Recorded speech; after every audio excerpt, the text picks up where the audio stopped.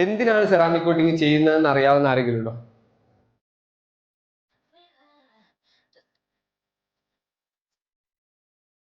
കേട്ടിട്ടുണ്ടോ? Teflon coating, car polishing.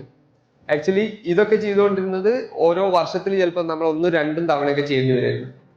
Ceramic കോട്ടിങ്ങോ അല്ലെങ്കിൽ ഇങ്ങനത്തെ ഈ ടെക്നോളജീസ് ഒന്നും അങ്ങനെയല്ല. നമുക്കൊരു 3 years വരെ നല്ലൊരു സെറാമിക് കോട്ടിങ് ചെയ്ത് കഴിഞ്ഞാൽ നമുക്ക് അതിന് ഡ്യൂറബിലിറ്റി പറയാൻ പറ്റും. സെറാമിക് കോട്ടിംഗ് എന്ന് പറയുന്നത് ഒരു കെമിക്കൽ കോമ്പൗണ്ട് ആണ്. നമുക്കൊരു 50 ml ബോട്ടിലും 100 ml ബോട്ടിലും വരുന്ന ഒരു കോമ്പൗണ്ട് ആണ്. ഈ പാർക്കിംഗ് ഗ്രൗണ്ടിൽ നമ്മൾ വണ്ടി ഒരു 10 വണ്ടി നിർത്തിയിട്ടാൽ അതിൽ ചില ഒന്നോ രണ്ടോ വണ്ടികൾ നമുക്ക് ഇങ്ങനെ തിളങ്ങി യുണീക്കായിട്ട് നിൽക്കുന്നത് കാണാൻ പറ്റും. അതിന്റെ ഒരു റീസൺ ശരിക്കും സെറാമിക് കോട്ടിംഗ് ആണ്. വാഹനത്തിന് നമ്മൾ എടുക്കുന്ന സമയത്ത് ഉണ്ടാവുന്ന ഒരു തിളക്കം ഉണ്ടല്ലോ, ആ തിളക്കം നിലനിർത്താൻ വേണ്ടിയിട്ടാണ് സത്യം പറഞ്ഞാൽ സെറാമിക് കോട്ടിംഗ് ചെയ്യുന്നത്. ഒരു ബമ്പറിൽ ഒരു സ്ക്രാച്ച് വന്നു, ഉറപ്പായിട്ടും അത് പെയിന്റ് ചെയ്തതിന് ശേഷം ആ പെയിന്റിങ് അഡീഷണൽ ചാർജ് വരും. പെയിന്റ് ചെയ്തതിന് ശേഷം നമുക്ക് ആ ഒരു പോർഷൻ വേണമെങ്കിൽ ബമ്പർ മൊത്തത്തിൽ സെറാമിക് കോട്ടിങ് ചെയ്ത് കൊടുക്കാൻ പറ്റും. നമ്മൾ വാറണ്ടി അതിന് കൊടുക്കുന്നുണ്ടല്ലോ. സെറാമിക് കോട്ടിങ്ങിന് ആകെ നമുക്കൊരു 10,000 മുതൽ 20,000 രൂപ വരെയൊക്കെ ഒരു 3 year വരെ ഡ്യൂറബിലിറ്റി പറയാൻ പറ്റുന്ന സെറാമിക് കോട്ടിങ്ങിന് റേറ്റ് വരുന്നുള്ളൂ.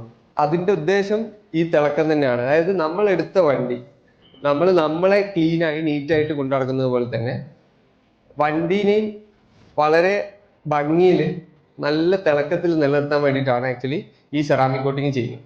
സെറാമിക് കോട്ടിങ്ങിൽ പിന്നെ ഗ്രാഫീൻ കോട്ടിംഗ് എന്ന് പറഞ്ഞിട്ട് ടെക്നോളജി മാറി. ഇപ്പം ബോറോഫിൻ കോട്ടിംഗ് എന്ന് പറയുന്ന ഒരു ടെക്നോളജി സെറാമിക് കോട്ടിങ്ങിൽ ആഡ് ആയി. അതും നമ്മൾ ലേറ്റസ്റ്റ് ആയിട്ട് ഇവിടെ ചെയ്യുന്നുണ്ട്. സ്ക്രാച്ചുകളെ പ്രൊട്ടക്ട് ചെയ്യുന്നുണ്ടോ എന്നുള്ളൊരു സാധനം എല്ലാവരും ചോദിക്കും.